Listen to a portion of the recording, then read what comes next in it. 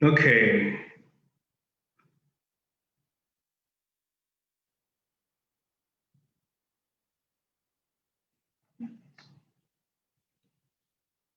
Hello, Ka. Do you hear me? I do, Baba. Great. So I think it's almost, it's time already. We have 5 p.m. at Douala time, and I think we should start with the conference. Okay. So let me welcome all of our participants. Welcome to all of you to this conference on building African institutions for Africans. My name is Baba Dodo, and I'm a senior consultant at Strategies. It's my pleasure to introduce to you this conference on building African institutions for Africans. As you are probably all aware, this conference is organized in the framework of the celebration of the 25th anniversary of Strategies. Now, let me introduce to you who Strategies is. Maybe I know most of you, you know already Strategies, but with this presentation, you will probably know more about it.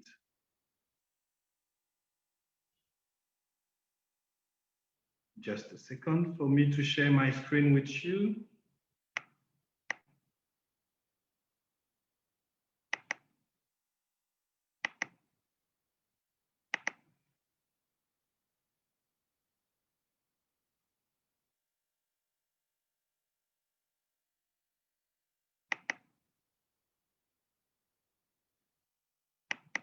Great. So let me introduce Strategies to you in figures and letters. Strategies is an international organization, an international consulting firm specialized in leadership and management. We consider ourselves as organizational doctors providing solutions to challenges faced by organizations. We provide services to organizations, including facilitation, training, capacity building, motivational speaking, coaching, advisory, the package of the organizational development, and of course, project monitoring and evaluation.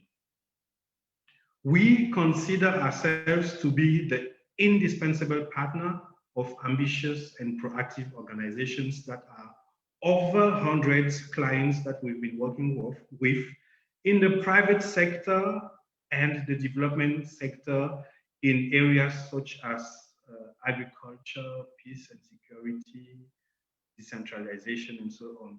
We started in 1995 with our first client that was Kamoa Air Liquide, and since then our longest partner is GIZ. When we talk of who we partner with in terms of multinationals, these are those we consider to be our strong partners in the banking sector, the energy sector, and the telecom in Cameroon and on the continent and all over the world. When we talk of development organizations, we have the very strong experience and rich experience, with African organizations such as the African Union, the Pan-African Farmers Organization, the International Conference for the Great Lakes region, with bilaterals and multilaterals organizations such as GIZ, the German Corporation, the European Union, the World Bank, and so on. And when we talk of NGOs, we can name Humanity United, the Kimberley Process, especially the Civil Society Coalition, Vital Voices, and Impact. And as an organization, we stand for values that are those you see. We believe in people, people being given a fair chance, people's innate ability to build and succeed, and so on. And through this, our key principles is the belief in people. And through our actions from local to global, we impact millions of lives with our work, and more than 70 people have been working with strategies so far. So that's what we're proud of. And we've been working from Africa to the world in more than 40 countries, in America, here in Africa, in Europe, and Asia, and the Middle East. And this is what we can consider to be the footprint of strategies. That's why we say, that's what we say, we are all over the world and we impact the world of millions of people. And today we are really proud to celebrate with you our 25th anniversary from above and going beyond. This is the introduction of strategies that I can share with you. And now I'm going to hand over to our CEO, who is going to moderate the conference itself with you. So now I'm handing over to you, Ka. Thank you very much, Baba. Welcome to everybody who is joining us for this conference. Thank you so much for coming to celebrate with us. 25 years, a quarter of a century. Baba has just given you a brief overview of some of the things that we have been able to do and places where we have been able to work over the last 25 years.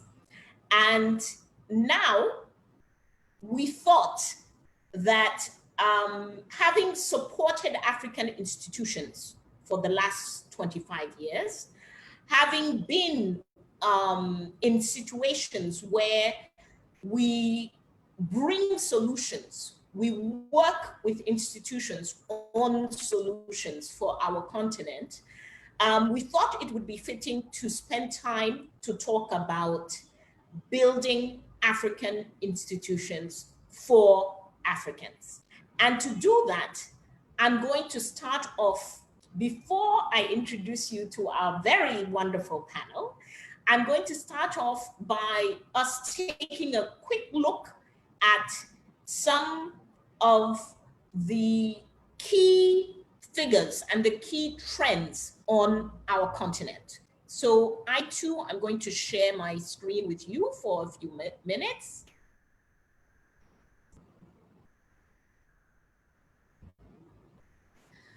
So if we take a look at the key trends that are impacting and that are impacted by African institutions, we know, of course, that we are a continent with great potential.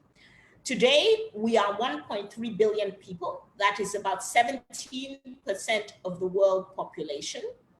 And with the African Continental Free Trade Area, we are the largest free trade area in the world. Africa is, of course, a mineral reserve for the world. We hold 30% of the world's minerals, and we are the largest producers of minerals such as platinum, cobalt, tantalum, copper, coltan, and diamonds. So without Africa, we could not have this conference, because without our minerals, there would be no cell phones, there would be no computers, the world would not be able to function in its virtual mode as it is doing now. On top of that, Africa has about 1/4 of the world's arable land, even if we only generate 9% of the world's agricultural production. So much potential in this continent. However, we have to stop and say today that this potential is not translating itself into services for citizens. We have not been able to construct institutions that deliver for Africans. Only 1 out of every 4 Africans, less than 1 out of every 4 Africans, has access to safe drinking water. in sub-Saharan Africa. About 51% of Africans do not have access to electricity. Sorry, about 51% have access, about 49% do not have access to electricity. Only about 28% of Africans have access to basic sanitation facilities that they are not sharing with other households. If we look at education, we discover that sub-Saharan Africa has the vast majority, 9 out of 10 children in sub-Saharan Africa are what is called learning poor. This means they are either out of school completely or they are in school, but they are not meeting the basic threshold for the educational standard. This is, if you compare us here, on the other end of the spectrum, you have East Asia and the Pacific, where close to 80% of children are not learning poor, so they are in school and up to learning standards, and about 85% for Europe and Central Asia. So we have the biggest exclusion rate in sub-Saharan Africa for education. About 20% of our children between 6 and 11 years old are not in school. And we have the highest rate of out-of-school children in the world, about 30 million children in Africa. Again, all of these minerals, all of this economic potential is not translating into economies that work for Africans. We have a lot of employment. Unemployment in Africa is actually quite low, but most employment is in the informal sector, about 85.8%. Out of that, about 66% are vulnerable jobs. Vulnerable in terms of the safety and security of the job, vulnerable in terms of the remuneration of the job. And of course, we have a poverty rate of over 40% throughout the continent. So about 431 million people who are living with less than $1.90 a day. Unfortunately, COVID has made the situation even worse. For the first time in 25 years, the African economy is going to contract this year by 3.3%. And in areas like agriculture, we are seeing a drop in productivity. There are trade tensions, and we are losing jobs. So what is unquestionable is that due to COVID, these 431 million people who are living in poverty are actually going to, that number is actually going to increase. If we look at freedom and democracy, we are not doing so well. So in this poster from Freedom House, the vast majority of African states are not free. This big purple swath that you see are countries which are not free. The yellow are those that are partially free. And you can see that only at the tip there in Southern Africa and with some small spots there in West Africa, and over here in the Indian Ocean with Mauritius, do you see countries that are actually considered as free. Conflict, unfortunately, is increasing in Africa. And we see here the rise of the Salafi jihadi movement, which has moved all the way across the continent. Over 50% of African states are today affected by insurgency of some sort.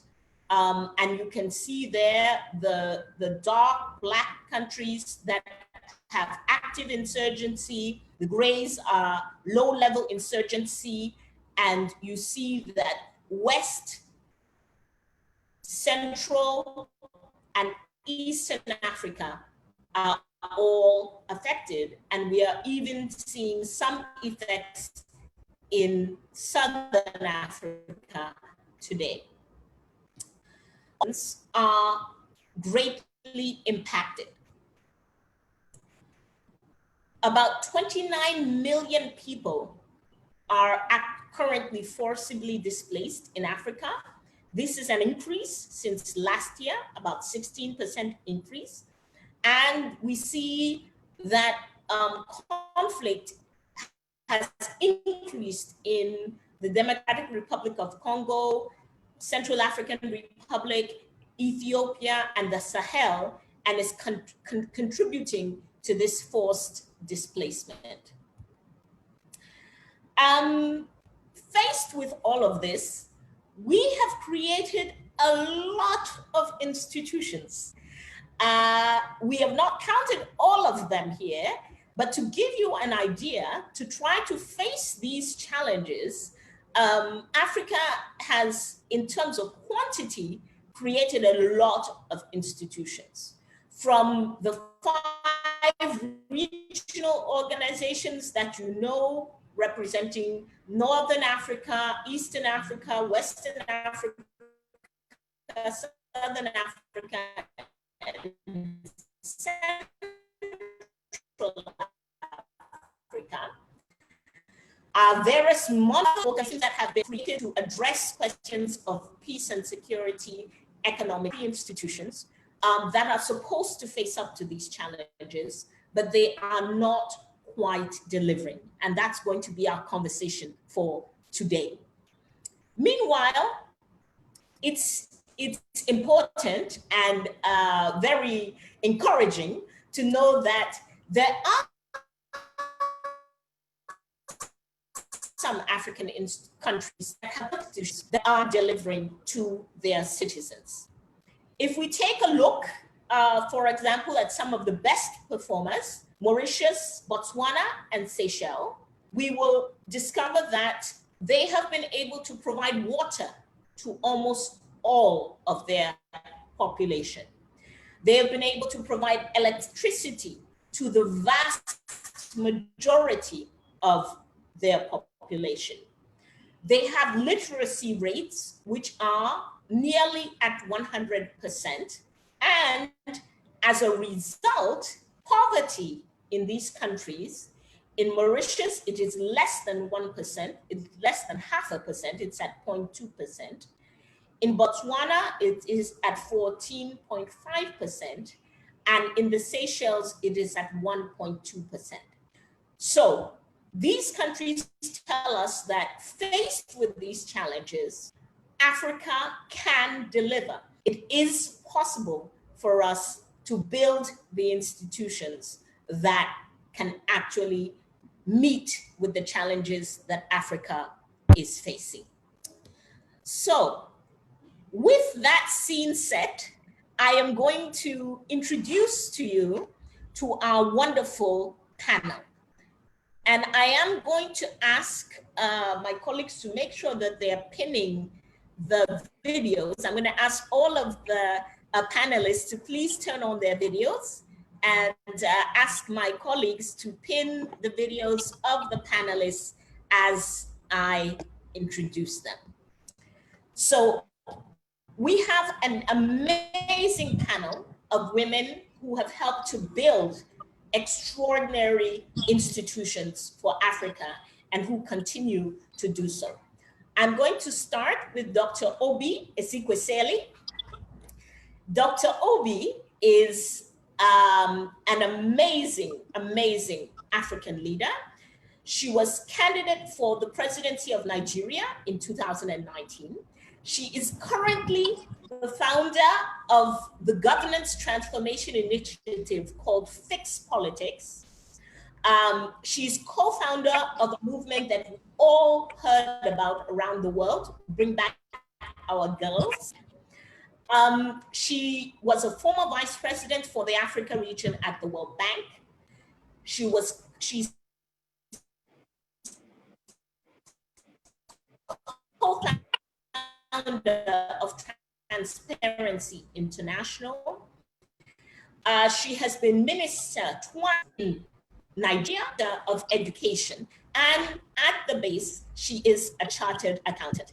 And I have to say, most importantly, she's a great big sister, a wonderful person to be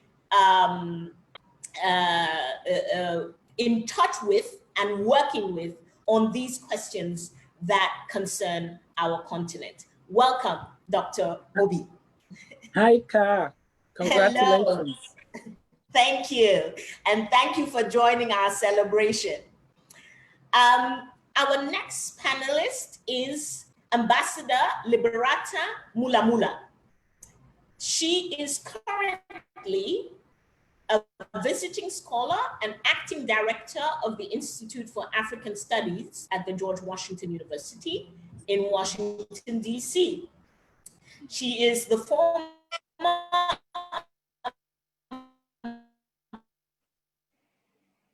ambassador of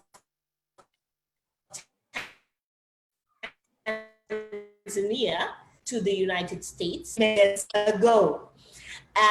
She is a former and first female permanent secretary in the Tanzania Ministry of Foreign Affairs and International Cooperation. And currently, she's a member of the UN Secretary General's Advisory Group on Peace Building Fund and independent eminent persons of the UN Peace Building Architecture Review. Mulamula, Thank you, Carl. Yes.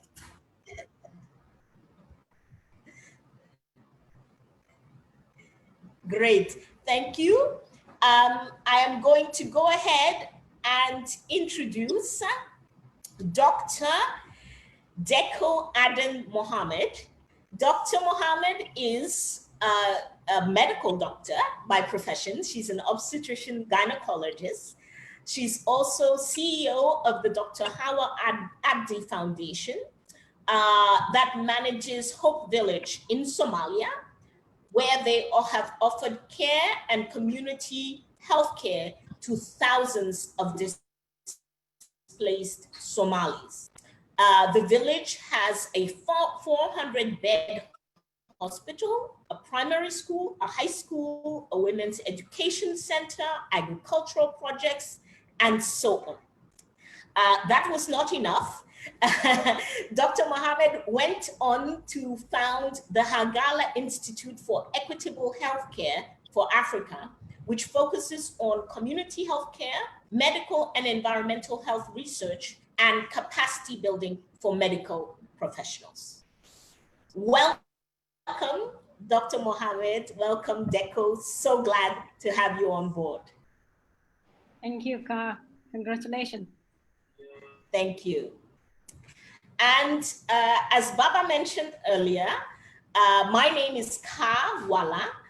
I am the CEO of Strategies, which is celebrating our 25 years. I am also a political leader in Cameroon.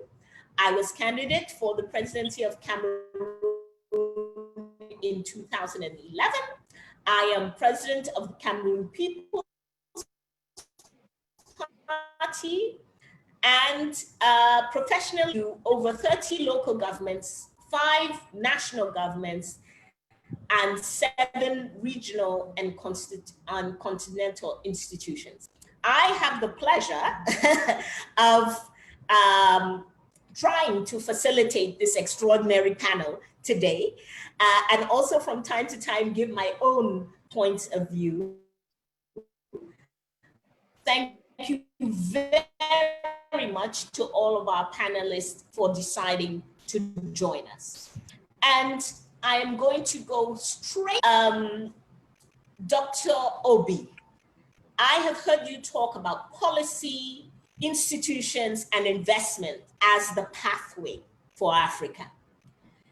What are the key factors? What are the key elements that we need in African institutions in order to deliver for African citizens? What is it that the rest of us are not doing that Mauritius, Seychelles, and Botswana are doing? How do we build these institutions to deliver?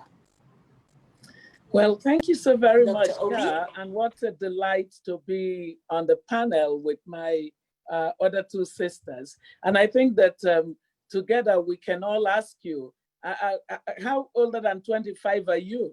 If you're celebrating 25 years of the amazing work that you have done with your team.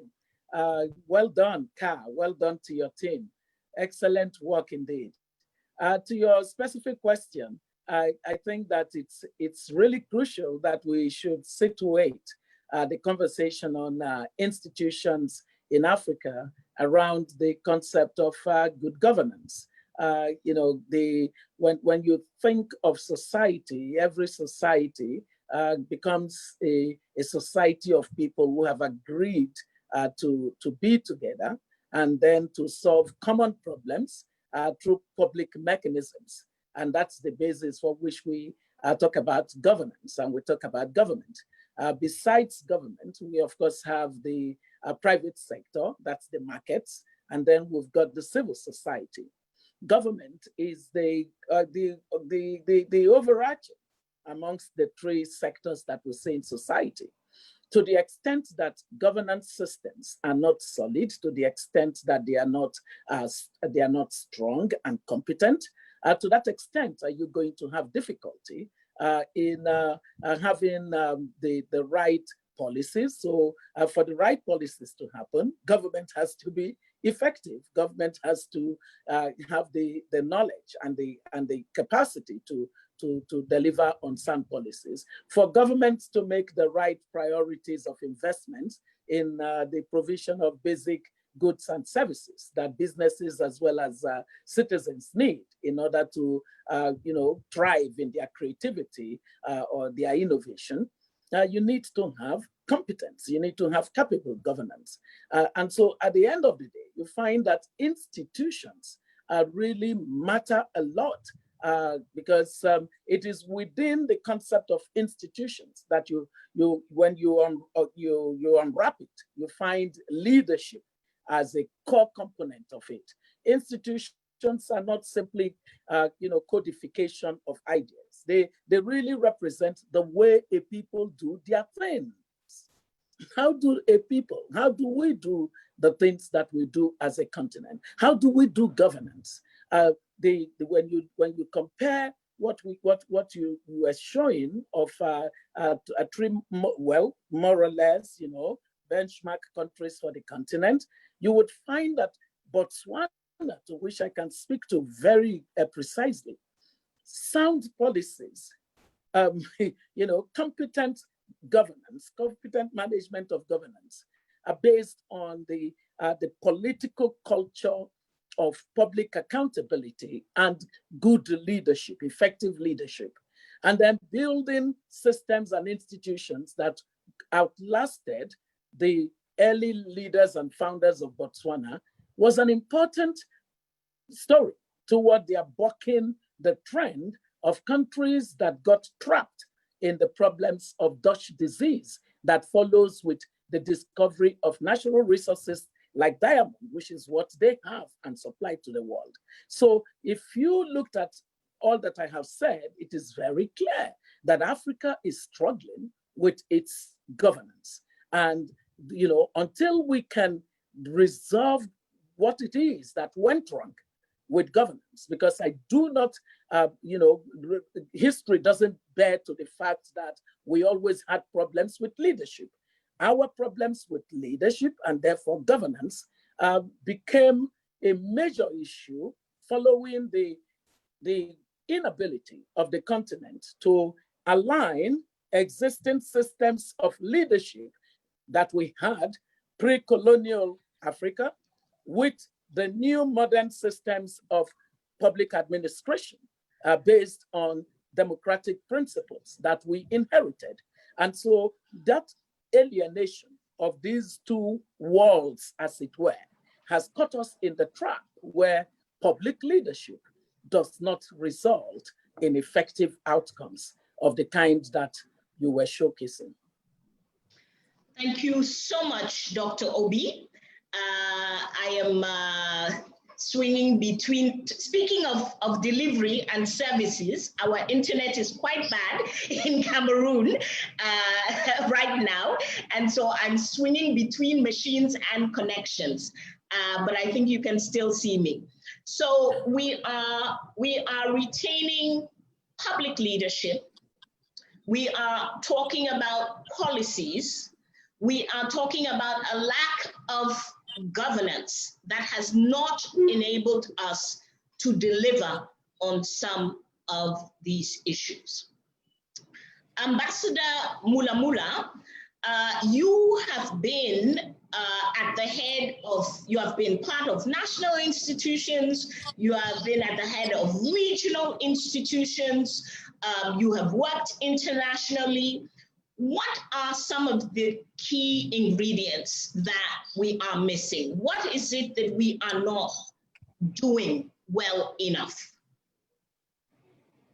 Thank you, Carl. Let me first start by congratulating you. I can't believe that you have 25 years of strategies.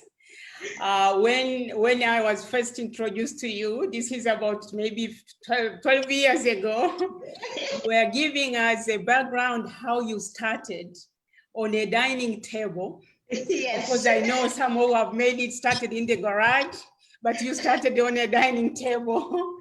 And then here you are. So congratulations, very proud of you. I can't talk about the political side. I know what you have been through, but I'm the product of the good work of strategies that helped us build the capacity of the institution you have just mentioned.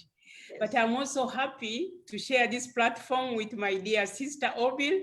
We always meet somewhere. Now it is virtual, but so happy to see you. You're still strong and vibrant as ever. But also I'm so happy also to share platform with Dr. Mohamed. She's, because normally when we meet, it's either diplomats, politicians. Now we have a gynecologist in the room. So it's quite an interesting panel. But also, Carl, I wanted to ask whether it was by design or by choice or just coincidence that it is only women that you are at the panel. Of course, we had the introduction from one of our male colleagues, but then I can see the panel is women. So we'll come to that. Yes. But this reminds me of the saying that if you want to have something done, give it to a woman. If you want something said, well said, give it to a man. But also women means, as Chaka Chaka defined it, women means well-organized men. So here we are. Anyway, coming to your questions, I think, of course, Obi, I think she has covered all that we can always talk about when you talk of African institutions. And sometimes when I'm asked to speak about my experience with the institutions that I was privileged to head, it's like I'm saying the obvious. One, of course, as was raised by Obi, it is an issue of governance, it's an issue of leadership, it's an issue of accountability. But from my own experience, especially with the having been given the privilege to start up this sub-regional organization, I think what was key, whether we have succeeded or not, the key factor was ownership. Ownership, first and foremost, ownership of the problem, ownership of the solutions, but also ownership of the institution, whether it's vision, whether it is mission. And this ownership, of course, starts from the highest level, at the level of the heads of state who decided to establish this institution, but also ownership among the citizens. And when I talk of the citizens, I'm not talking about the populist language, but the citizens. This organization was unique in the sense that while it was political driven, state-led, but it incorporated or included all segments of the society: the women, the youth, the civil society, the academia, the media, everyone was seen as part of this project, equality project, that to have sustainable peace, security, stability, and development, it cannot be left to governments only, but that every member of the society, every person, and talk of people-centered, I think this was a good reflection of that. So this is one of the things that ownership, but also I took the ownership principle among even the employees, that if they don't feel that they are part and parcel of this project, of this organization, that they sacrifice for the common good, then it would have been difficult for me. If you get people just they are there because they get their, at the end of the month, they get their paycheck, it would not have worked, especially when you have only few staff or human resources, and you have few, of course, limited financial resources. So I want to underline the issue of ownership. Ownership, I want to underline it. But two, which was also in passing mentioned by Obi, is the people and culture. This culture, of course, can be defined in many perspectives. But then what I have seen, and maybe this is what has made the other countries succeed, is to be able to recognize, of course, hard work, but also the talent, the competencies, the knowledge. So if you embrace this and it becomes a culture of the people, of the organizations, of the institutions, this is what drives these institutions to succeed. And finally, of course, I said there are many issues you can talk about, but I want to underline the issue of leadership. Leadership, of course, I remember the speech that then President Obama made when he came to Addis Ababa, or it was in Cairo, where I mentioned this, that what we need, of course, we don't need strong leaders, we need strong institutions. But for me, I still say, if you have wrong leaders, I said a leader can make it or break an institution, can break a community, can break a society. So issue of leadership, we should not take them lightly. And this is why also I decided in my retirement to teach about women and leadership as key that would propel us to another level. Thank you very much. Thank you so much, Ambassador Mulamula. So I think very interesting point you brought up about ownership. And I think that's one indicator we can look at when we are talking about institutions, is who is in the institution, who is running it, but also who is it delivering to, whom does it consider as its clients, as the people whom it has to satisfy, whom is it consulting, and how do we get this ownership? And then you've really talked about this aspect of talent, hard work, competencies, a merit-based system where you are bringing people in based on merit, you are advancing them based on merit, and you are able to build a culture of excellence. Thank you so much, finally, for coming back on leadership and institutions. I am amongst those who never quite agreed with that Obama quote because it's great to say, and I understood what he meant, that we should get away from the personality culture and go towards the institutional culture. But who builds institutions? Yeah. It is good leaders who build good institutions. Somebody has to make that decision. Somebody has to have the vision. Somebody has to take the hard decisions that build good institutions. So leadership, both you and Dr. Obi have said it, leadership is at the center. I want to go to Dr. Mohamed, who is, I'm going to tell you the secret of this panel, Ambassador Mulamula, in just a minute. And Dr. Mohamed is, she's the youngest person on this panel. And listening to her and preparing for this, I was struck by the fact that she's the youngest one. She's a very young African leader who has done amazing things. And she talks already about sustainability.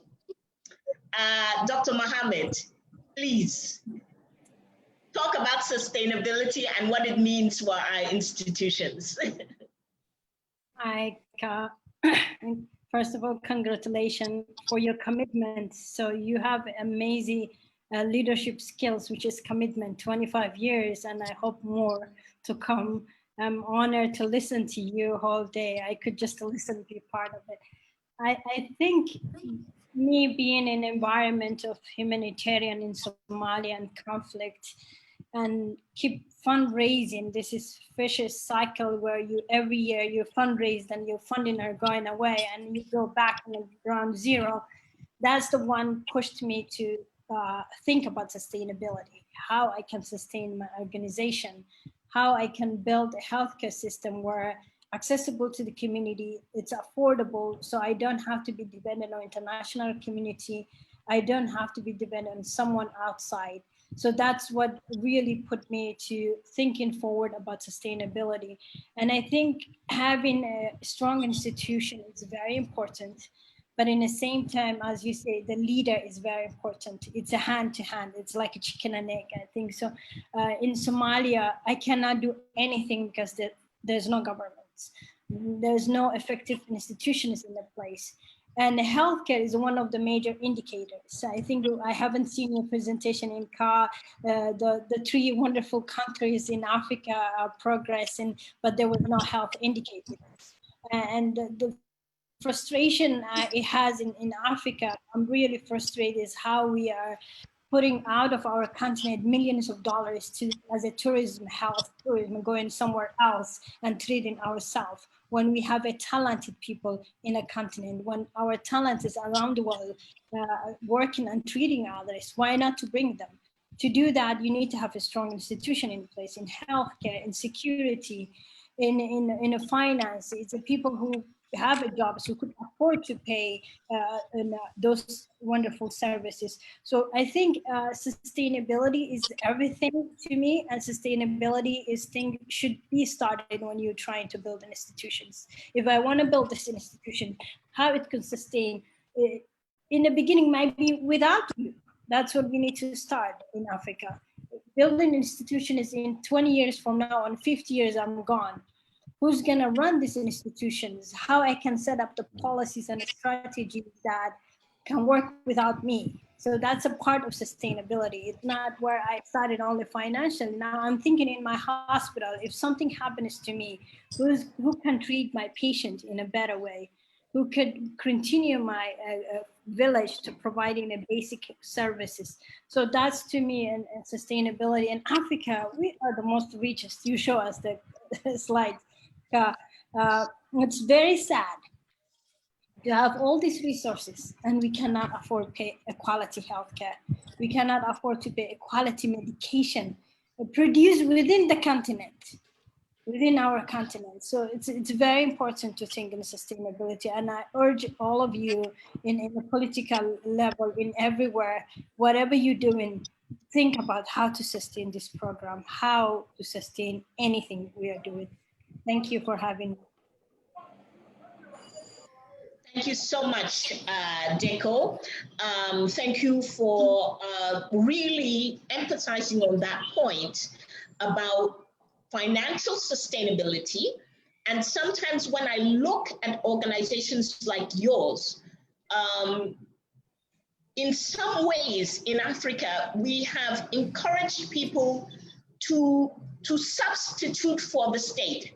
The state is not doing its job, and we encourage civil society and we encourage private sector organizations to go ahead and do the job.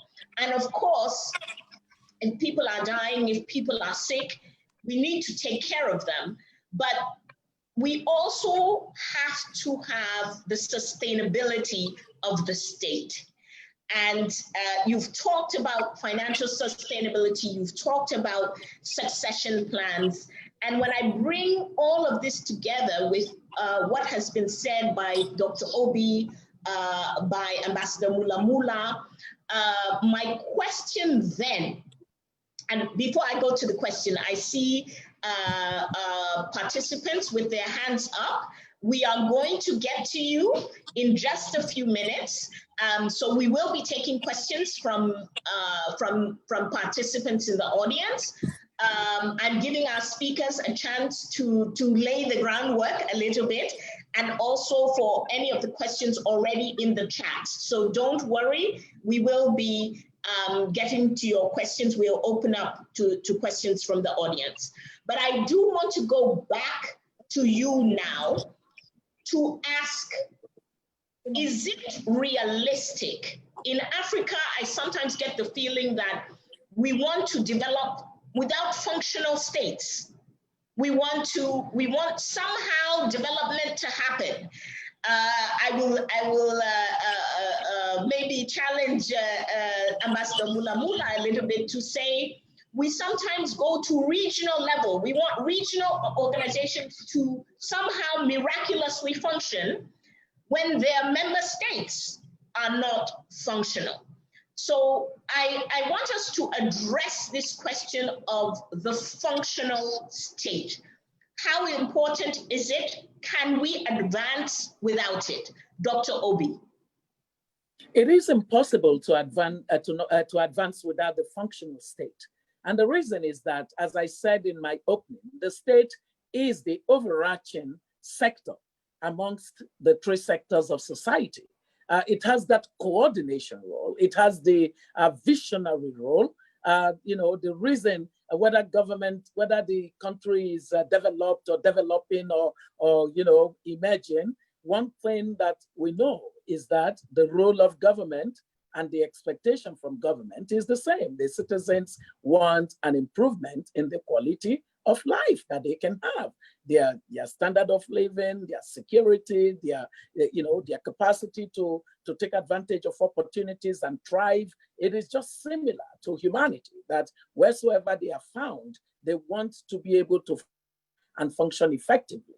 Now, the second part of that is that it is only the nation state that has the scale, the capacity to act at scale. Little interventions are important because they really also make for what collaboration should be in society. But the little interventions, I look at my dear sister, Dr. Mohamed, doing what she's doing in Somalia, in the absence of government. She's trying her bit, and we must acknowledge that kind of work. She's a heroine for doing what she does. But I'm sure there are days that she wishes that there was government and that there were systems that could enable the necessary policy dialogues, because in some of the interventions that you're doing, you just need a really significant policy to change things. And it is government that can give you that kind of policy.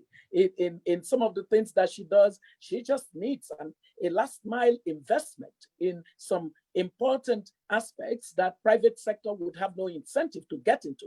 Whenever there is what we call market failure, government needs to be available to step in to provide the public good that citizens need in order to function effectively. When that is absent, you're going to have the kind of extreme poverty that we see in countries of fragility, as well as even countries like mine. Nigeria hasn't fought a war again since after the civil war of the 60s, but it almost resembles a conflict, country. And that's because of the absence of effective governance. So what do we then do in order to fill this gap? I think to the question that how do you even begin to do almost what we call state formation? It's like the building blocks toward the emergence of this thing called governance, of this thing called governmental systems, and we have to start at the base. And the base really is about what our dear sister, Ambassador Mulamula, said of ownership. But who is going to arbitrate the conversation on ownership? The state today is owned, but it is owned by a cabal in most of Africa's society, because our aberration of what politics is has meant that the nation state has been, I call it, pocketized by a very small, a minute, range of people who have somehow bubbled to the top in the absence of a proper contestation for the political space for public leadership. I know what you've seen in Cameroon. I'd love to come to Cameroon and fight that battle with you. But look at the citizens. The citizens often don't understand the kind of battle you're fighting, and you're fighting for them, but they can't see it because their imagination is captured by a very terrible definition of what it means to be a citizen in a country. The citizens actually think that those who misgovern them are doing them a favor. If they can do a tiny droplet of some benevolent act, that amounts to fulfilling the social contract. So we have to go to the base. We need to have an enlightened and empowered electorate. We need to have citizens who know that they deserve much more than they are getting, and who are ready to stand up to the political class and decide that they want to negotiate. They want to negotiate a social contract. There is a social contract that must bind those that run governmental systems and those that they govern. And in most of Africa, we don't have it. The second thing is that we need to begin to build back our social capital. Social capital was one of the things that you could always count on African communities to have, because we're very relational in Africa. So the community spirit meant that you could do things on the basis of trust. Trust is the heart of social capital. Now we lost that. And so you see so much multiple conflicts that just erupt because the mentality of poverty is making people feel that when somebody gets, then the other person loses. This whole sense of the winner takes it all. And that's meaning that Africans are busy fighting over little pieces of pies. I'm not one of those excited about, we've got columbite, we've got iron, we've got gold, we've got silver.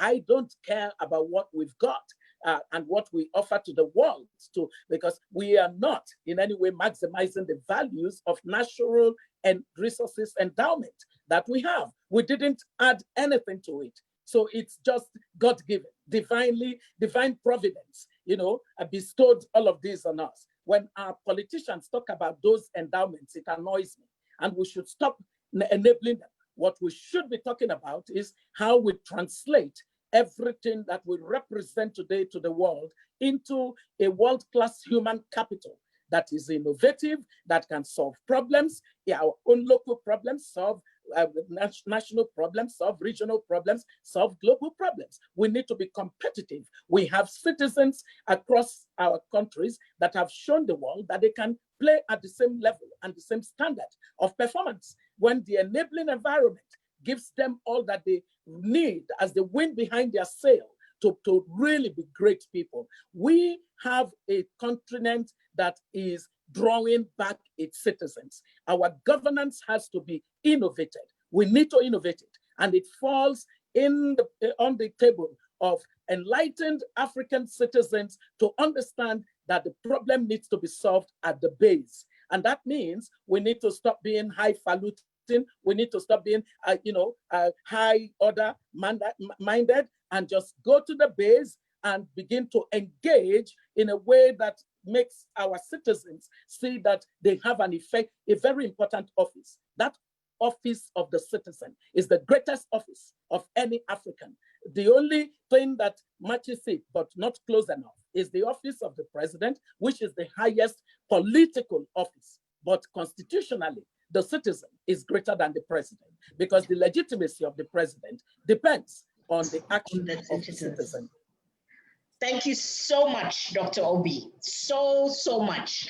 Back to the grassroots, back to working from the base, building up citizens who are ready to negotiate the social contract.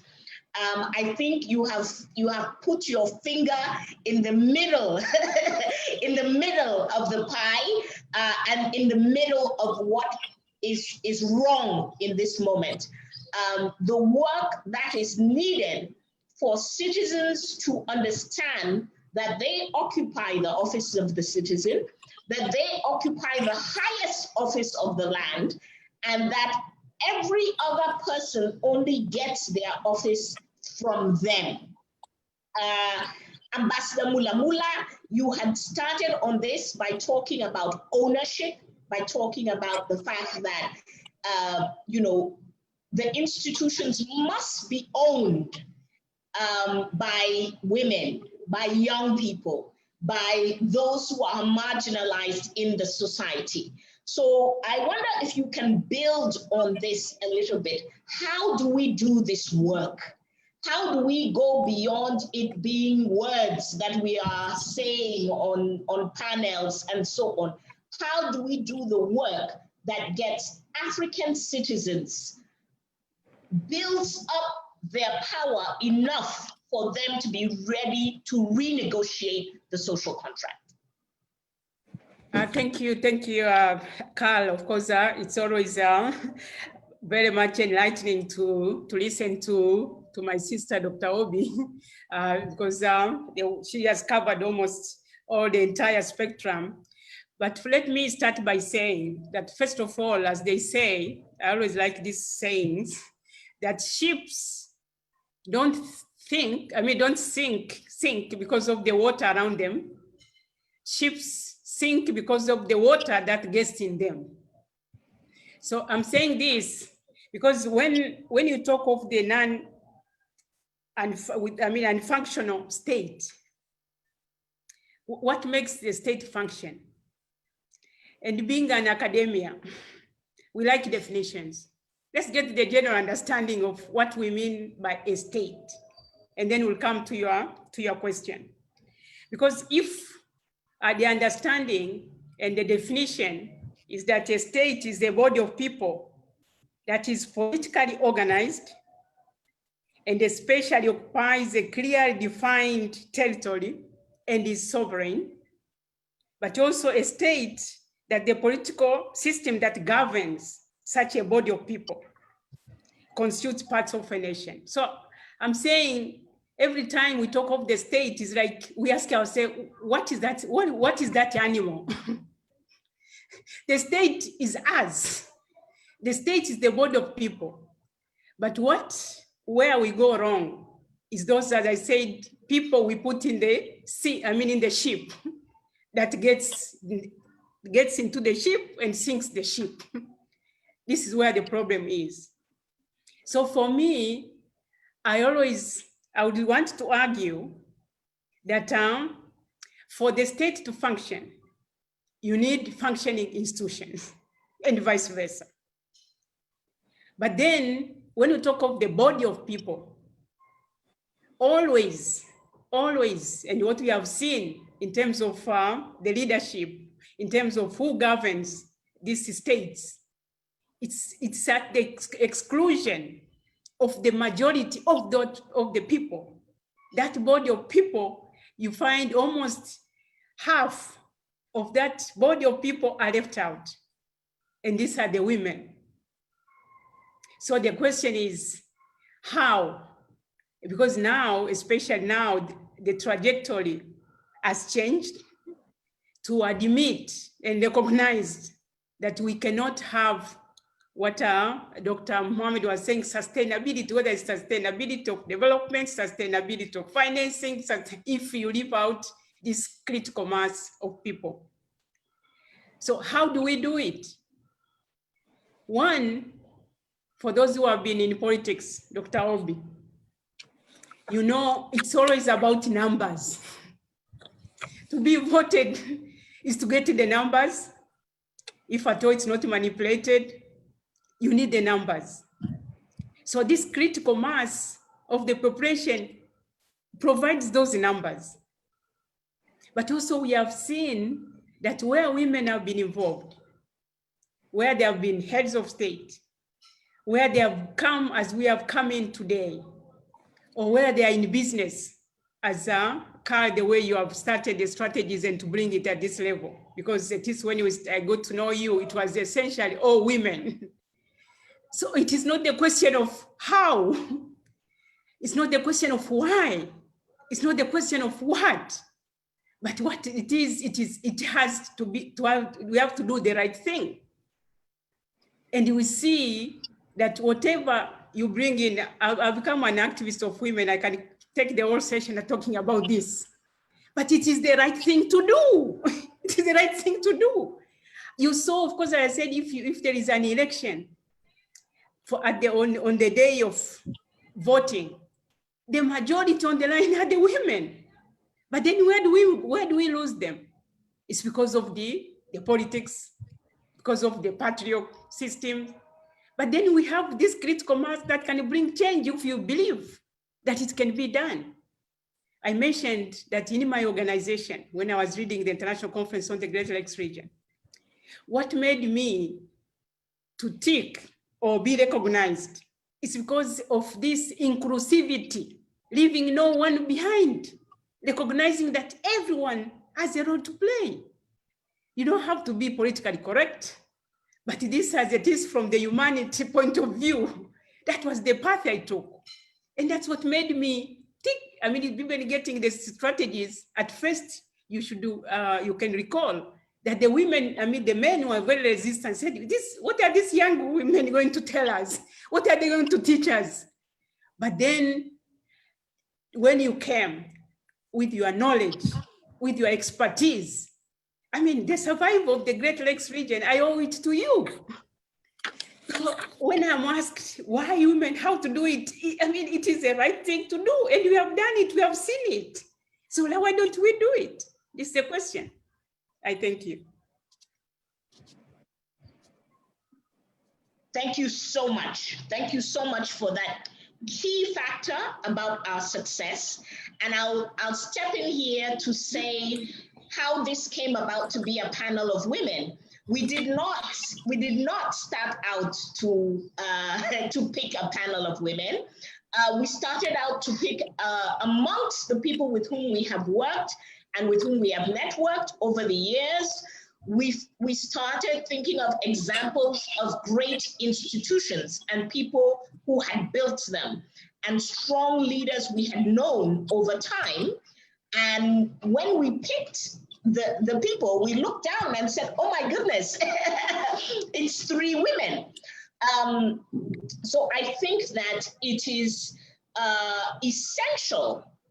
The 3 of you are extraordinary leaders who have built institutions in so many different levels, in so many different ways. And I think that the combination of the things that you have talked about, strong leadership, good policies, inclusivity, getting every single part of the society involved, and building up their capacity to be powerful enough to negotiate, powerful enough to say no even to you as leaders is something that all of you have exercised and is really what we are seeing in the ability to build great institutions.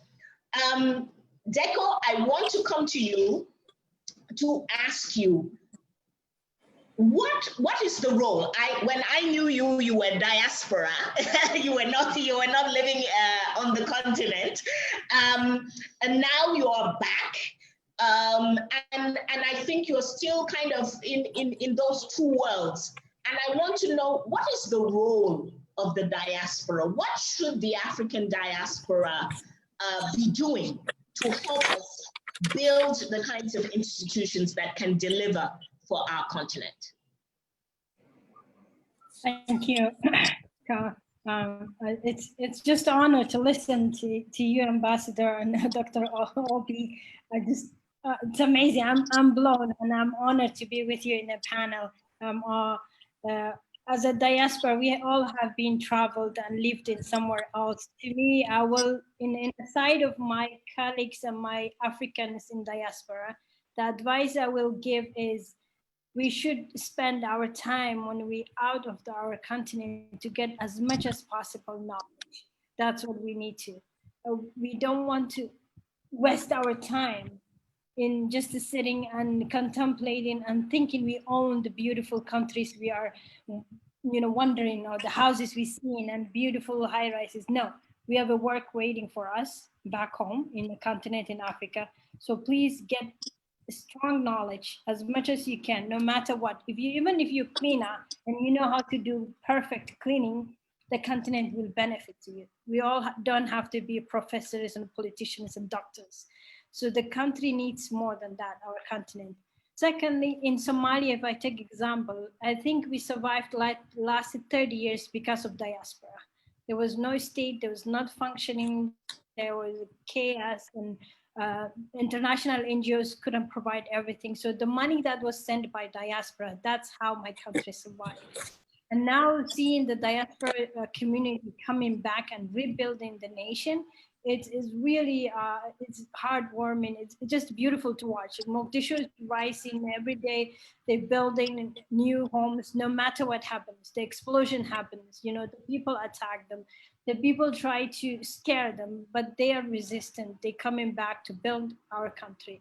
So I think African diaspora should come back with a strategy and plan to build. No one will clean up or build. What I have this metaphor in, I always tell my friends, no one will flush our shit. So sorry for my language. Africans has to come back and build. Africans has to come back and do a better job than what our ancestors left. And also take the beautiful culture we have. The problem as diasporas, we're coming back with insecurity. We're coming back with the Western ideology. We're thinking, oh, our people are not good enough. They're doing things wrong. So that attitude, we should not come back with the continent. We should come back with open-minded, want to learn more, study, listen our elders, the beautiful culture, and do better. We should do better, not come with Western ideology. That's what I would recommend in diaspora who's coming back. And I'm honored. And my mom taught me that in many ways when I come back. And also one thing we need to think about it, when diaspora is coming back, they do need foundations. They do need people to be helping them to stand up and to helping them to realize the ideology. Maybe they come in with passion and too many ideas, but if you guide them, they could benefit to the continent much, much better. So I hope they can get the guidance and they will come back with African ideology, not Western ideology. That's what I will leave there. Thank you. Thank you so much, Dr. Mohamed. Nobody is going to solve these problems for us. Nobody is going to solve these problems for us. But I think that one of the things that you've said, which is so important with regard to our diaspora, is for people to realize that yes, we have a lot of problems. We have a lot of challenges. We have a lot of things not going very well. But that does not mean that we do not have competence, that we do not have knowledge, that we do not have an understanding of our own problems. We have built systems, as we have discussed earlier in the conference, that have not enabled the most talented to come to the forefront, the most creative, the most innovative to come for the forefront. But those people are there. And I think that the diaspora's big job is, one, to understand that they must partner with those who are on the ground. They must be in partnership. They must work together with those who are on the ground if they hope to find solutions to our very, very complex problems. I'm going to open up now to the chat and allow people to ask questions. The first person that I'm going to ask to have admitted in is Mpako Fualeng, who has had the hand up for quite some time. If my colleagues can admit Mpako so that she can ask her question.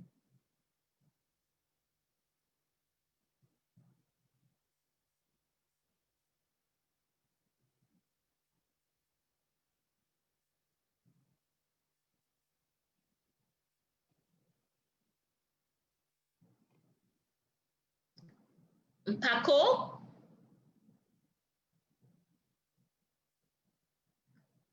I think I also see Babacar John.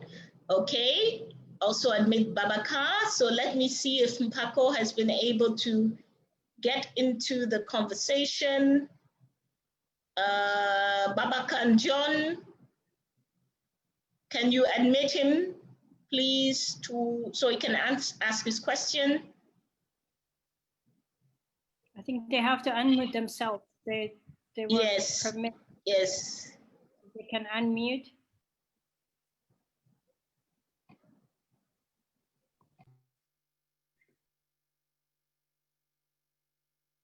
Or they can put their question in the chat or Q&A to save time.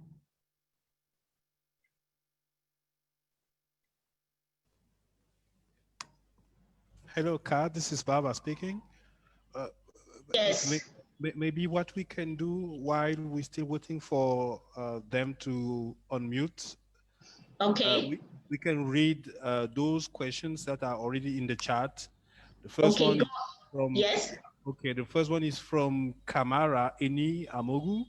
And the question is directed to Dr. Obi. She says, speaking specifically to Nigeria, Dr. Obi, it is clear that the incompetence and incapability in our government are much too deep-rooted to continue to depend on it changing to move forward. As a young person, the situation looks incredibly hopeless. What can the common citizens do to drive growth and development forward? So this is a question. Thank you. I love the question. And as Ka knows, I spent some months out in Berlin at the Robert Bosch Academy, precisely trying to figure out how to get us out of what really amounts to a very depressing situation. And it meant that I was interrogating what I call fixed politics. I was looking at the nexus between politics and economic performance of countries on the continent, and especially through the prism of Nigeria. And that research enabled me to come to what I call the triangular pillars of democracy. The triangular pillars of democracy basically show three things in, an equilateral triangle, meaning that the three things are equally important. So the first thing that you must have in order for a democracy that then leads to good governance to exist is that you must have empowered and engaged electorate at the left base of the triangle. And at the right base of the triangle, you need to have value-based political class, that is your politicians. And then at the top of the triangle, the angle at the top, you have to have what we call constitutional, legislative, legal, and regulatory environment or context that supports a rule of law based interaction between the two actors at the base in a way that is fair, in a way that is transparent, in a way that is based on justice. And so you using the triangular pillars of democracy to evaluate our democracies across the continent, well, what I found was that most of our democracies fall on the spectrum of what I call monopolistic democracies. Monopolistic democracies because the political class, the angle of the political class pushes away any kind of influence of the electorate. So the electorate is weak, fragmented, not capable of influencing positive outcomes for the improvement of society. And the regulatory context is under the absolute possession in many cases of the political class. And so they've pocketed the regulatory context so that there is no form of accountability. And they even lack the competence where they are willing to do something, they are undermined. So it means that the only angle that can at least find the incentive to do anything about repairing a broken democratic political system is the electorate. Within the electorate, there must emerge a subgroup of people, maybe the diaspora, some of the people at home, the people in the villages, the people in the towns, the people in professions, in trade, in anything, but people who are minded to the fact that the society is underperforming. And this is not sustainable, according, based on the word of our sister, Dr. Mohamed. Society cannot stay underperforming forever. At some point, it collapses. And that's what we see that happened in Somalia, or some of the other countries we've seen elsewhere in the world. So the citizens, at the end of the day, are the ones that must take the responsibility. Somebody needs to take responsibility. It's not going to be your politicians. The current situation is rewarding to them. They have no incentive for it to change. They are comfortable to hand over to the next generation of their circle of influence to continue with the underperformance that benefits them. So we must get back to the root, entity that can do something, and it's the citizens in collective action. The citizens in collective action is what Carr has been trying to achieve since she entered into politics. And the thing is that we need to understand that majority of our citizens fall in the cluster of the poor. Their productivity is so much lower than anything you can imagine. So any kind of money waved in their presence can sway their decision. And so we need to begin to think of how we engage with our citizens as citizens collective to push them from a place of ignoble unproductivity to a place where they are more productive and therefore can earn much more income, even outside of the activities of the nation state. They can earn more. And then we, together with that capacity to be more productive, we add political consciousness, meaning political literacy programs for them. When we do all of these things, when we do that, and then we also begin to grow a new class of politicians through a deliberate training that helps us to train people who have character, competence, and capacity and can run governmental systems. And then when we collectively engage the political and the constitutional, legal and regulatory context and push for the reforms that are necessary in a systemic and organic way, we can actually move from being despondent and feeling that we can do nothing to being in a place where we find that together we can do so much. Thank you so much, Dr. Obi. And let me take Babacar Dion, whose hand has been up for some time. Babacar. Yes, hello. Hello. Go ahead with your question. We can hear you. Yes, hello. Do you hear me? Yes. Yes, we hear you very well. Okay. Hi, everybody, and hi, all the participants. I'm Abubakar John calling from Dakar in Senegal. Okay, speak a little bit more loudly and closer to your mic, please. Yeah. So my question is that what do you think about the efficiency of African institutions like ECOWAS? If we take into account the fact that their presence didn't make possible to prevent a crisis without our sub-regional space. Do you think that they are? We unfortunately cannot hear you. For some reason, your voice, your tone is so low that it's impossible to hear you. Yeah, I heard you were saying, what do we think of the efficiency of ECOWAS, its ability to prevent crises? Absolutely, yeah, absolutely. Do you think that they are really strong in order, to prevent crises? Crises. Yes. Okay. Great. Thank you, Babaka. I'm going to note that question down and give the floor to Bokwe Burnley. Bokwe? Hello, distinguished ladies. Can you hear me? Yes, very much. Yes, we hear you very well. Okay, first, I just want to say I'm so excited. I've got to contain myself because I am thrilled to see women of excellence, passion, and leadership like you people taking the forefront in fighting for our children, fighting for the continent. It's amazing. So I am so excited. And I want to say that I have been listening and I'm in agreement with just about everything that everybody has said, because we need a collective of all those ingredients together for things to. I wonder though, I wanted to add something. I want to talk about the role of the diaspora in all of these things that we are doing. I have a vested interest because I am in the diaspora. So, and I'm passionate because I think that we could contribute in some ways, but obviously I really want to know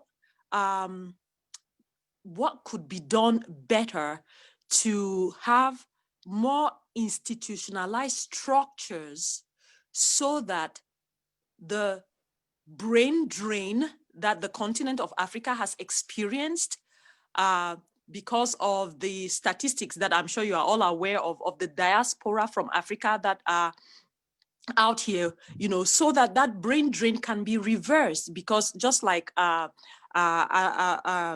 distinguished sister was just saying, that we cannot just do things in a haphazard way. So what can be done to really put protocols, organized protocols in place to facilitate this return, this reverse of this process of brain drain? Because we are looking at the Friends of African organizations and institutions that would want to and are doing a lot to help Africa. But the truth is that there's statistics that show from as far back as 2010 that diaspora remittances to the continent of Africa was way above the collective aid that Africa received from humanitarian organizations. So it means that the diaspora, apart from having that financial power, has also intellectual capacity, social capacity, and so many other things that could contribute. But just like one of our other learned sisters had said, if everybody is just going to their village and taking care of their immediate family, of course it helps, but we don't gather the momentum that we could gather if things were more organized and structured and we worked together. So I don't know, my sisters, what we can do about that. Thank you. Thank you so much, Bokwe. Great question. I will continue and go to Mpako Fualeng. Mpako? Yes, good afternoon. Do you hear me? Yes, very clearly.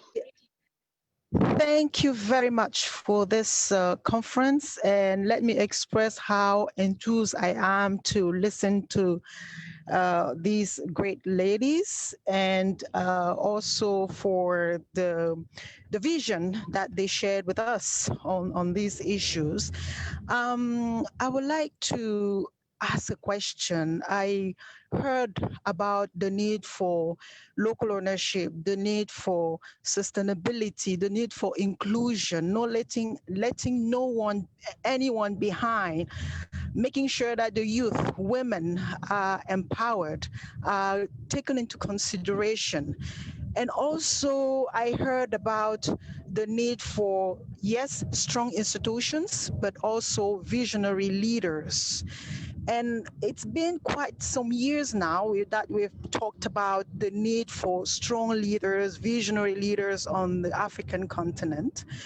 And I'm really wondering, how do we build those leaders? Where do we find those leaders who help us transform our states?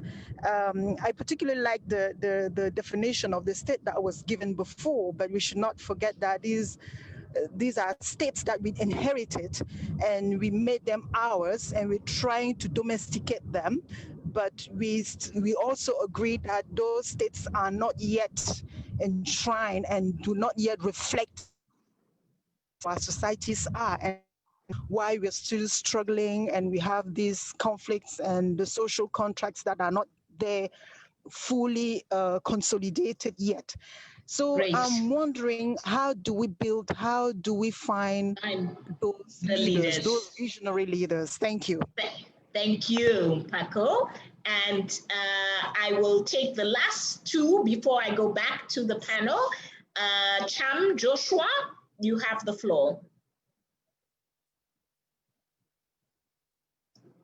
Joshua, Cham, you can unmute your mic. Yeah, that would be the best option. Okay, go ahead, Kalis. Go ahead while we're waiting for Joshua. Hello, everyone. Can you get me? Yes. Yes, Kalis, we can get you. Okay. Good evening. I am Kalis Vishiti from Cameroon. It is such an honor for me to be amongst such a great panelist. Like, I've never imagined myself being among such great women. Okay.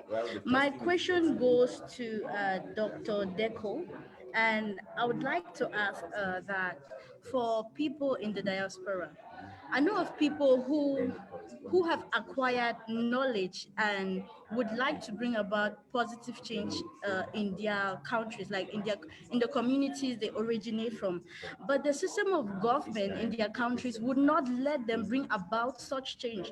So I've always been wondering, should they change their focus on, should they leave their countries to develop other countries, or what can they do to penetrate such systems in order for their ideas to become realities? Thank you.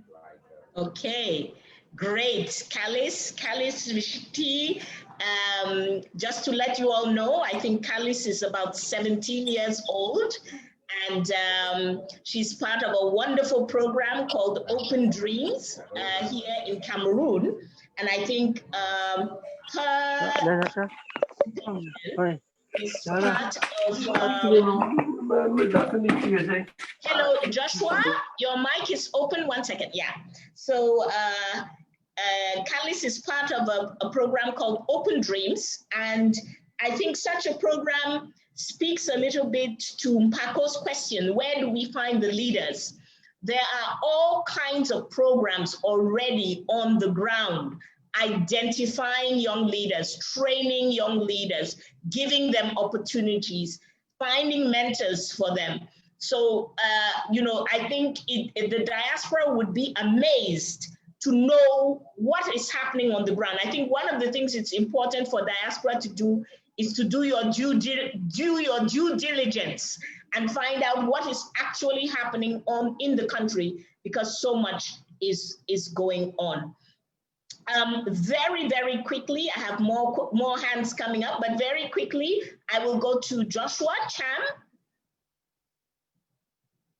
Joshua? Okay, Joshua's not there. Abuno, Olive, very quick question. Your mic is... Hello? Yes? Yes, Joshua, go ahead. Good evening to all the panelists in the house. I acknowledge your wonderful contribution. Great, thank you. Can you go very quickly to your question?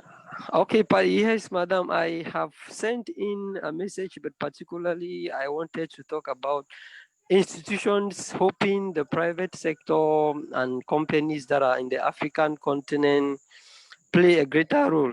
So I am looking at it as from the aspect of better management, because as a professional in the field, I have observed that the corporate world in Africa there is a lot of mismanagement, and that new companies come up, and from the onset you see they are going so very well, gains are high and everything goes well, but in less than no time you see that the companies fall, and this directly have an impact on those who are working there.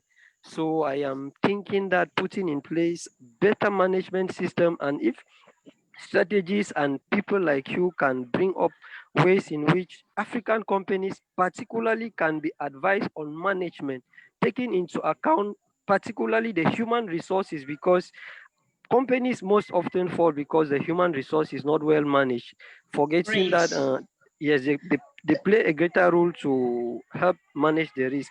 So I think Thank you you. can come in at the sector of advising companies on how better management systems can be put in place. Great. Thank you very much. Yes. Thank you. I'm going to take the last two comments, and please be as brief as possible. Olive Abuno. Yes, ma'am. Go ahead. Go ahead.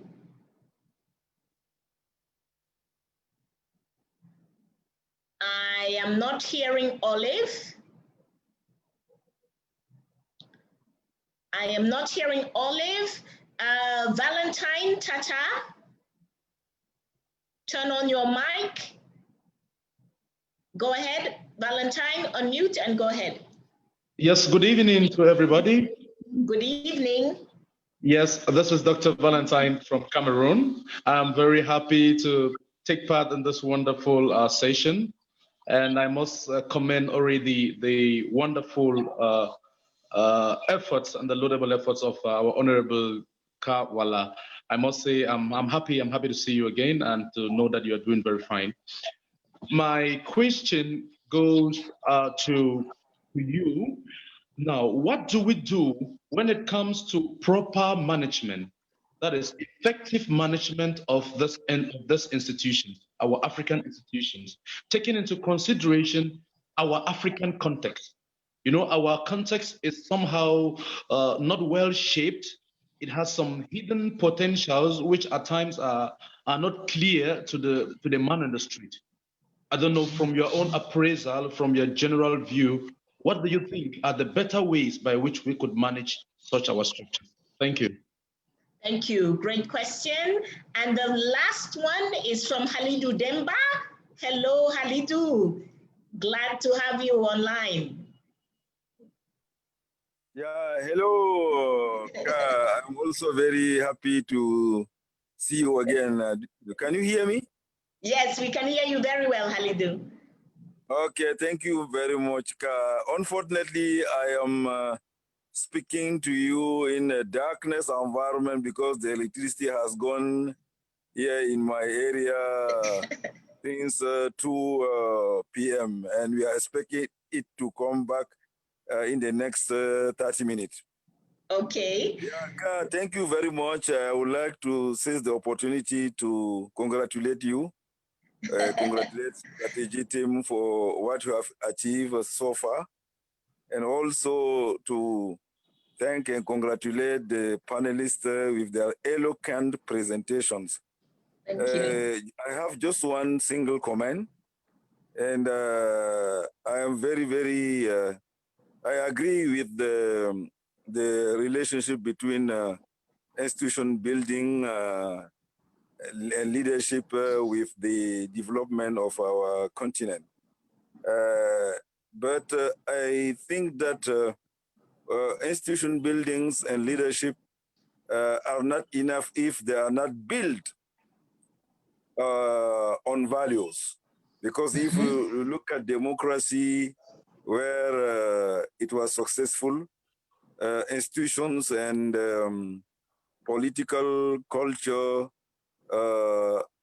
in the democratic context are built on the values around which there is a minimum consensus among the people of the nations. For example, the freedom of speech, a minimum respect of liberty, individual liberties, etc., etc. Here in our continent, we have the impression that we build institutions, we copy from other people, but there is no, there is no value on the ground to make the institution sustainable. Thank you. Thank you so much, Halidou. And I will just add one question that came in by email before we ever started, which came from a very good friend of mine, Desiree Dentvost. I don't know if she's still online. And her question was, there are so many talented people in Africa, and yet in the institutions, we have the impression that these talented people are not there, or even when they are there, they're not at the right place doing the right job. How do we get talented people into institutions in Africa?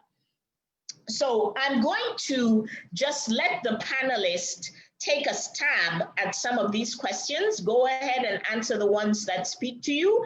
We had a question about how effective is ECOWAS in preventing crisis. Dr. Obi, you are in ECOWAS. Maybe, maybe that one goes to you. We had a question about how do we build systems. So regarding human resources, we have a question about how do we build systems to stop brain drain and reverse it. We also have a question about how do we improve the management of systems, even up to the private sector institutions, to be able to better manage people. Then we had a question about how do we build leaders, the kinds of leaders that can transform our states. And then there was a question about improving management of institutions as a whole.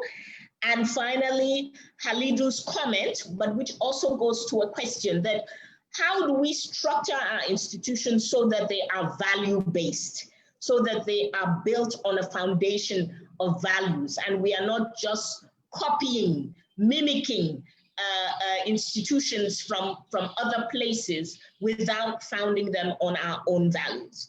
So let me go to Dr. Obi first. I see also Deqo has been nodding and taking notes there. You'll come up right after Deqo. Dr. Obi? Your mic.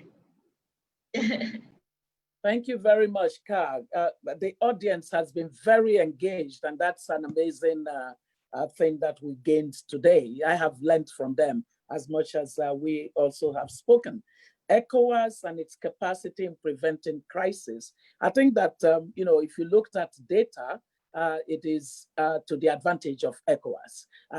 When you compare the percentage of states undergoing fragility and crisis in ECOWAS in 2020 to say 2010 or to say 2000, the decline has been very steep and it has been sharp.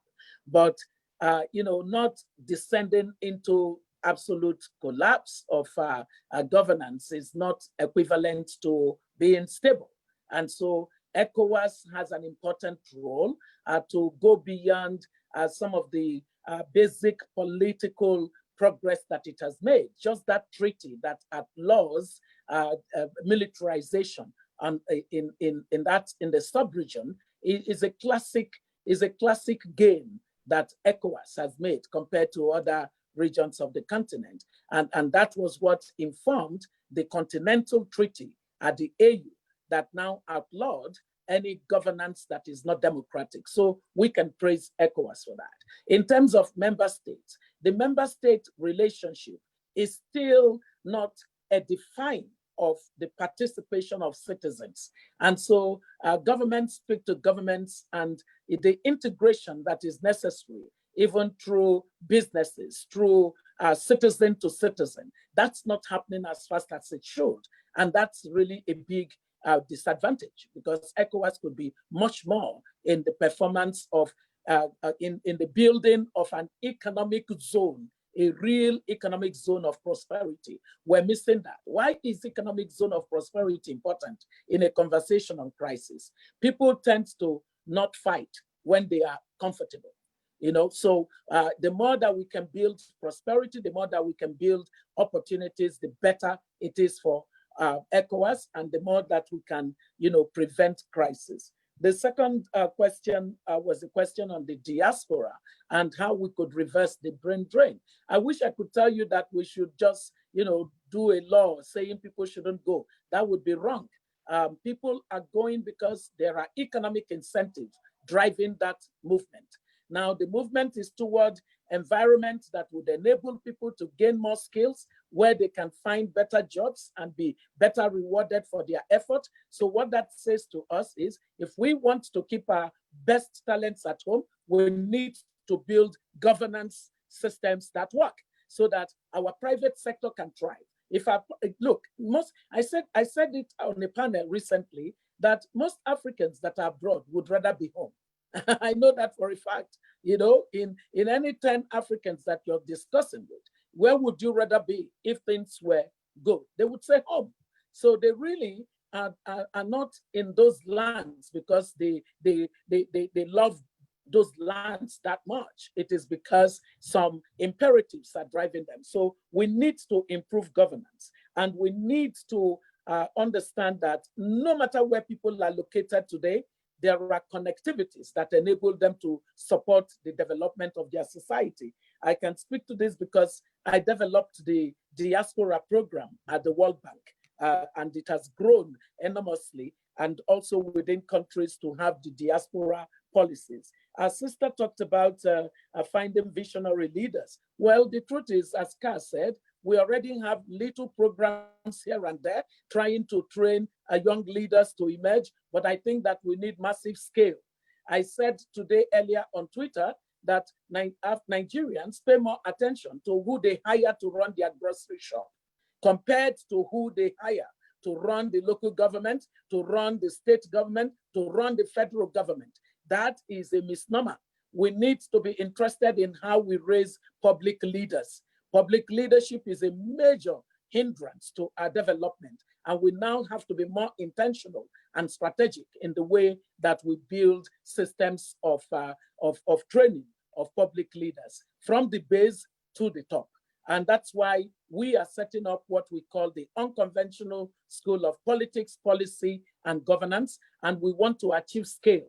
So we're going to be graduating 500 such people every 6 months, with emphasis on young people and children, young people and women, who have mostly been the ones excluded from public leadership on our continent. Then our brother said something about, how do we sustain this building of institutions? And I would say to him that, look, the demand side of governance has been asleep on our continent. The citizens are the demand side of governance. All that has happened is you have an excessive activity of the supply side of governance producing nothing. And yet there is no pressure on them to produce better outcomes. The day that the demand side of governance wakes up, institutions will be forced to produce better results, because ultimately it's about results. Governance has to produce results. It has to be that people's standard of living are better, less children are out of school, less women are dying at childbirth, less accidents are happening because roads are in total disaster, and all of those critical indicators that then lead to a more productive life for the people of the country and the continent and the businesses that operate, because we can't attract the businesses until we have this kind of enabling that leads to their competitiveness. And finally, I agree with our brother. The values that underpin institutions must be there. How do you get the values, the shared values? The constitutional process of many countries shut out the voices of the citizens. We now need to look at countries' constitution and say what process led to what, because the constitution, that's the rallying point of the aspiration of any society. How did that process emerge? What was the contribution of the people to its emergence? The process is as important as the content, as the substance, and we need to pay more attention to that. What we need to do is to pay attention so that we can replace the dominant culture. The dominant culture today, the dominant political culture, is one that subordinates the public good, the common good, to the individual and narrow interests of the people who have possession of power. And we need to change that dramatically. And it requires the citizens rising up in collective action, as I said previously. Thank you very much. It's been an amazing time with all of you. I've learned so much. Thank you so much, Dr. Obi. Collective action, the demand side of government being able to demand what it pays for, because the other thing we forget is that we as citizens pay. We are actually the ones who finance these people who are in power, and therefore we have rights to demand that they deliver and produce results. We are going already to the rounding up statements as we answer the final questions. Dr. Mohamed, over to you. Oh, thank you. Is there when we're gonna have African continent, I will vote for you, Dr. Obi, to be our president. So maybe I can become Nigerian citizen, so I can vote for you. It's the power. I will vote for you, my dear. Power. We need Somalia to come back big time. So I would vote for you, Dr. Mohamed. Let's do it. Yeah. It's the later you discuss that, our governments are shutting down our society. In Somalia, it's a double layer. We have Shabab shutting us when we even get to discuss these kind of issues. What I want to just mention about diasporas, I think the best example is Ghana, the country that investing heavily on diasporas and as a government bringing as a tourism and creating a platform for diasporas to come. As the individual, you could do as much as possible. So you don't wait. I like Thomas Sankara's code you tweeted a couple of days ago. We have to be mad enough to create a new kind of Africa. So you don't have to wait something. So we need to create our own thing. And the beauty in Africa is we can leapfrog. We don't have to take old traditions that failed for centuries. We can create a new institutions that sustain and very energetic and very technology advanced and even inclusive, that we have all our citizens part of it. So I think it's a time to be a little bit mad and a little bit stronger and collectively support each other. Diaspora, you have to come back. That's it. You have to learn in hard way. You don't wait until silver spoon we feed you. Just to come, tune in, and be part of continent rebuilding.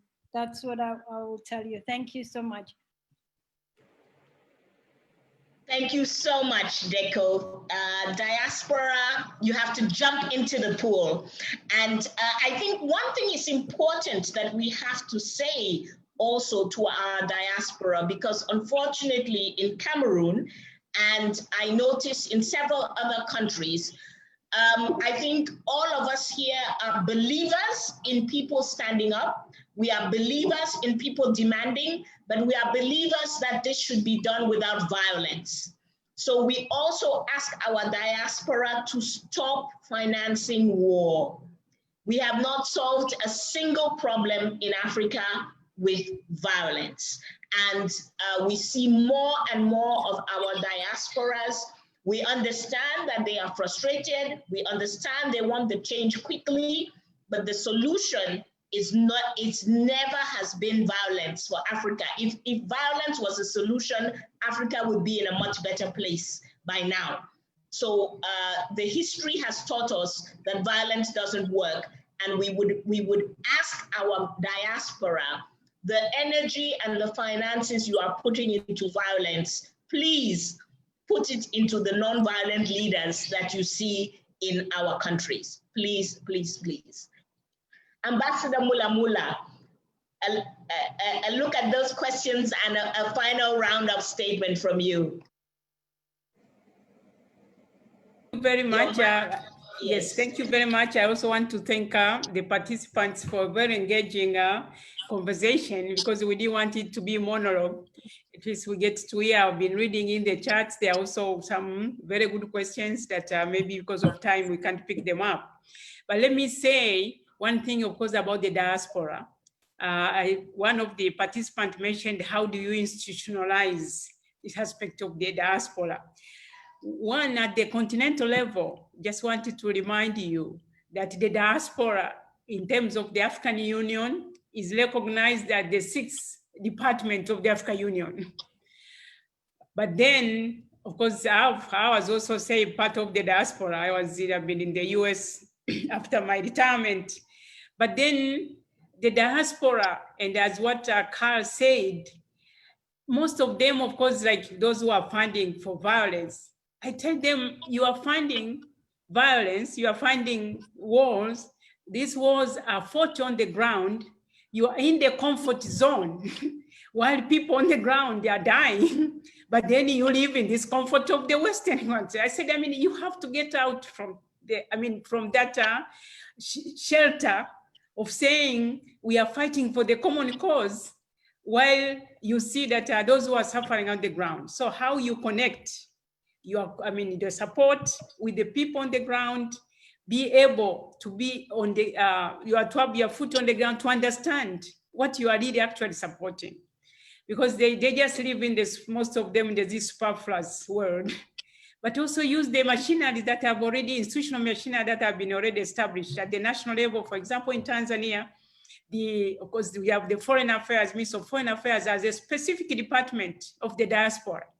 And of course, there was a move to have the provision in the new constitution that recognizes the role of the diaspora. So it depends how you make good use of these already existing initiatives and the goodwill that is there in some of the countries. Of course, some of the countries, but then at least you have the African Union. You can play a role through the African Union. I wanted to also talk about the leadership. How do you get the visionary leaders? Again, I want to say that I teach leadership, but I'm saying no one can teach you leadership. It starts with you, but you can learn about leadership by looking at the role model, looking at the car, looking at Dr. Obi, Dr. Obi. So now there are many initiatives. 2 days ago, we had a big conference, which was about intergenerational dialogue, intergenerational leadership, that we have to have the honest conversation about where we have achieved, where we have gone wrong, and that we are now on the 11th hour. So we cannot continue to blame those who were before you, and then you do the same things. So for us, I think this is also part, that's why I decided, I accepted to participate in this. It's also part of that conversation of intergenerational dialogue.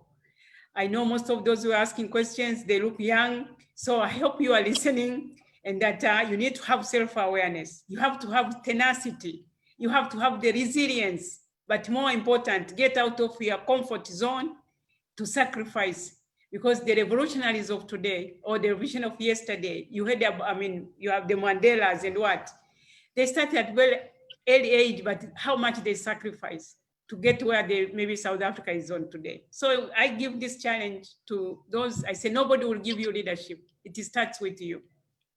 And finally, I would like just to, I don't know what our 17-year-old Carlos asked, but I was so happy that we have, this is what we call generation equality, that you don't fear to speak, or you don't want to participate, you fear to participate because there's Dr. Obi, there's Ambassador Mulamula. No, this is what the campaign now with the UN Women is to have generation equality and have honest dialogue.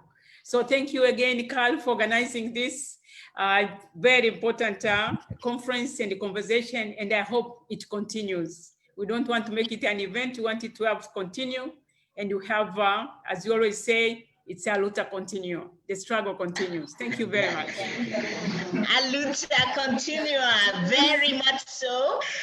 Ambassador Mulamula, thank you so much. I think for all of our participants, we have talked about it all, the pillars of leadership based on values. We have talked about building institutions that have policies, that have systems. But I think most importantly, we've talked about ownership by citizens. Citizens demanding that these institutions, these states work for them, deliver results for them. And we've made it very clear that is also our work here on the ground, my work both politically and in our company strategies, is that citizenship work takes time. It takes dedication. It takes being willing to embrace complexity, and it takes being willing to embrace the fact that you will fail many, many times before you succeed. And so I think that as Africans, though, that context we saw in the very beginning is a context that we have no choice. I think several of the speakers said it. We just have to do it. Nobody is coming to save us. Nobody is coming to do it for us. If we do not do it, we will be responsible for our own collapse. So we must jump in. We must grab all of this complexity, all of this history, all of this pain from the past, because there's a lot of pain, but we must do it in a way that we can build institutions that are based on values, that are owned by our people, and that produce results for ourselves and for Africa. I want to say a huge thank you to my sisters. Each one of them is very, very special to me. I'm so happy to have been able to connect with them to prepare this conference because all of them are people who inspire me, who encourage me. Dr. Obi calls me the troublemaker and encourages me on making trouble. I remember my very first conversation with Deqo and how she said, okay, now I've listened to you and so on. What do we do for our continent? How do we take this to scale? Ambassador Mulamula and I worked so many years together to build up an institution that, you know, she produced fantastic results. Today, we are looking at the sustainability of that institution, how it can continue to produce results. So I thank each of you personally to what you've contributed to my life, to what you've contributed to strategies and everything that we do here. And it is a celebration. So to close things up, I'm inviting all of my colleagues to join us. Those who are in the office, we are on remote work, so some people are not here. So please do join those who are around, so that you all can see and join our celebration. Hi.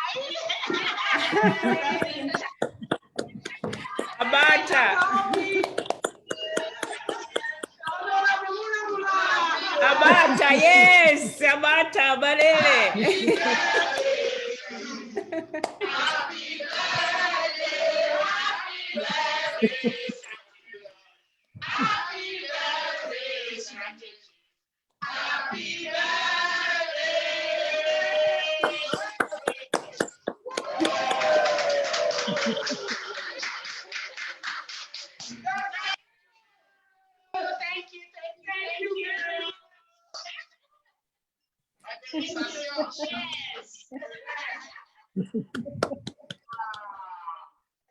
Bye-bye.